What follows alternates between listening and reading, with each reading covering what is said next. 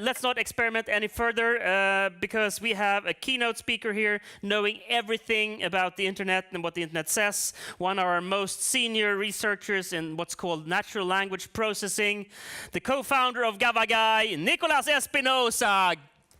A big hand for Nikolas. So welcome, Nikolas. Thank you. And the clicker is there. Perfect. Oh, by the way, while you're up here, let's flip through a couple of pages because I think this is going to be interesting, and I'd like you to figure a little bit when it comes to these pictures here. So, where's the world of food heading? Nikolas Espinoza. There are a couple of questions. So this is, by the way, Sweden Foodtech. So we do events like this in Smaka på Stockholm. We do the Foodtech Center we just opened in Söderhallarna. We do a Foodtech Village, which is all the entrepreneurs out there, which to most of you belong. It's a community for Foodtech entrepreneurs, and we do a Foodtech strategy on the national level. But we also pose a couple of questions, and then you're the first one here to hear them, Nikolas. But when you take a look at I want to talk a lot today about post-nature. How can we produce things without nature? How to go post-products. You know, what happens when we meet the food in services instead of knowledge, like in the internet? We're going to talk more about how we go post-terroir. What happens when we move and ship and shift the places of production from perhaps the south of Europe, where we have a lot of labor and land, to the north of Europe, where we have a lot of technology and tech.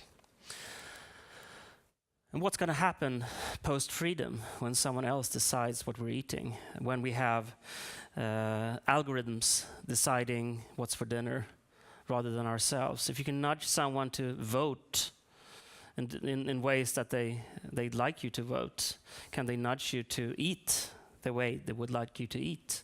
And in such case, will tech giants in the future be able to control our biological entities through what we're eating? And those are the questions today. And this is really all the connection points you'd need for me. But Nikolas, now I've said my pieces of the story. Now I leave it up to you to say yours. Thank you. Thank you very much. Thanks for having me. Johan, he asked me a few weeks ago if I could speak at this conference, and I said sure. However, have no idea of anything about food. I mean, seriously, this is not just a caveat to sort of boost my own presentation. I really have no idea about food tech. And I still don't, but I tried to find out. I'm one of the founders of a company. We process lots of text, documents from the internet to try to figure out what's going on in various topics. And I said, okay, so let's take a look at food tech. So I set up a few different trackers online to find some documents, to sort of figure out what's going on. This picture here is sort of my initial idea of what's going on. There will be crazy blue oranges in the future. But so what I did was I started searching for some documents, and I didn't have much time, so I only captured about 150,000 documents relating to food tech. And the point of this was to sort of try to find what topics people are talking about, what's going on. Yeah, so let's see. What I did was I set up a different couple of things, like a tracker for clean meat, meat, veganism, healthy food, plant-based food, and food tech in general. And this generated quite a few documents. As we can see, the talk about meat is really what's dominating. And next after that, we have veganism. Unfortunately, a lot of this is sort of people's recipes, and this is how you can cook a nice vegan meal. These are the advantages of going vegan, sort of animal rights stuff concerning meat, and so on and so forth. So you really have to sort of wade through all of this to find some more interesting things. Now, so I'll start with some fun initial facts. And I don't know if you know this, but A1 Sauce has just released a scented meat candle. And this, of course, is a big sort of event in the world of meat for meat lovers. But more seriously, in Missouri, I think, just very recently, they reached a verdict, I guess, that non-slaughtered meat is not considered meat. So when we eventually get lab-produced meat, it will probably not be considered meat, at least not in certain states in the US, and I think also in France. And this is pretty interesting because it says something about what we will be eating in the future. It won't be meat, even though it might taste and look like meat. Another interesting fact is, the digitalization of food and the food ecosystem. There was recently a new cryptocurrency called Foodcoin, which was launched, sort of connecting the food ecosystem and to sort of agricultural aspects, making it possible to trade, essentially, sort of the trend and sort of prospects of Foodtech. A little more bleak, however, is that if we look at statistics concerning processed meat, we see that in India, the biggest vegetarian population in the world, they're actually eating more processed meat. So from 2017 to 2020, we will have I think 17% growth per year in India for processed meat. And that's a bit unintuitive, I think. You have sort of a vegetarian population with a growing middle class, and still they're eating more meat. This, I think, is quite common. If you look to China, where they last year slaughtered, I think, about 700 million pigs, and the pig industry is still very strong and booming. I think what we can see, I mean, from here, the perspective, of course, is that food is sort of being modernized. We're eating less meat. We're thinking about all these things. But sort of in the really big markets, meat is still a pretty big thing. So I think we will have to wait a while before we see that decline, at least until 2020. So a lot of this is Southeast Asia. If we look at the European countries or the Western countries, we see US, UK, Germany, they actually have a decline in processed meat.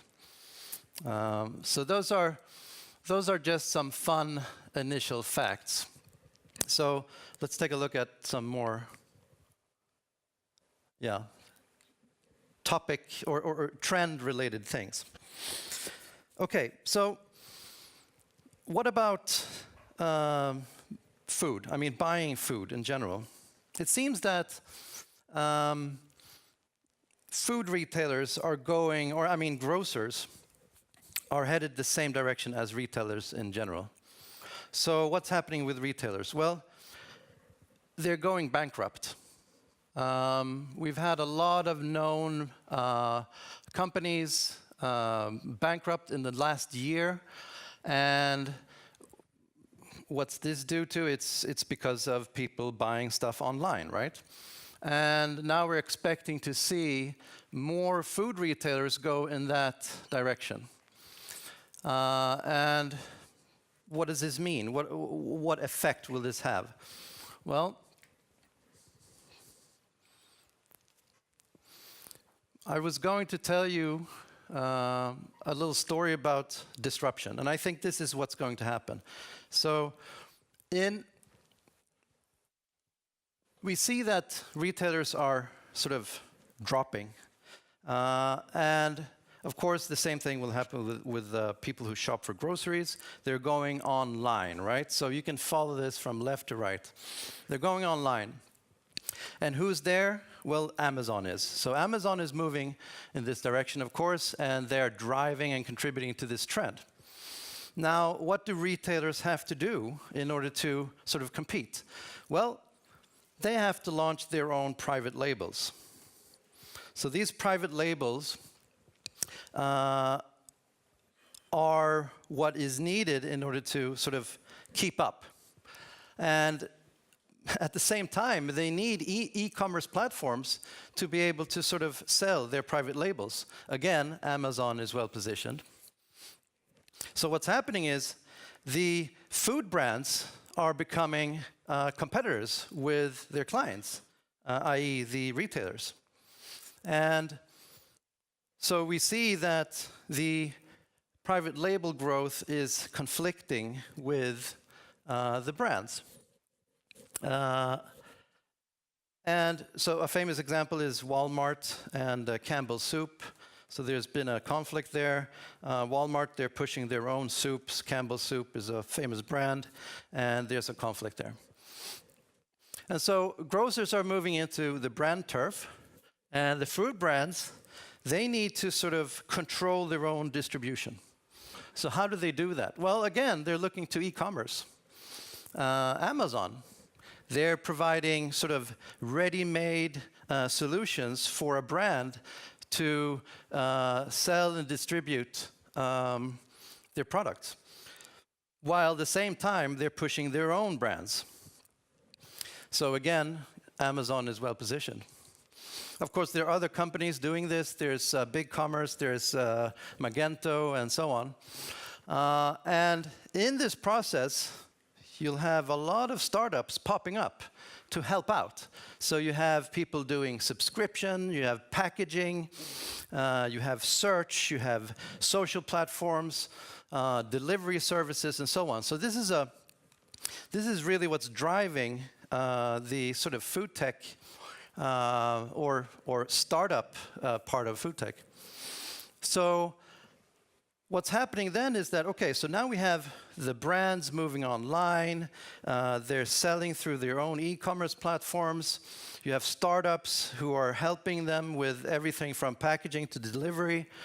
And there's still a problem. People seem to have an issue with buying food online because they can't look at it, they can't feel it. So new technologies are coming that are sort of helping the consumer to look and feel, sort of augmented reality solutions and so on.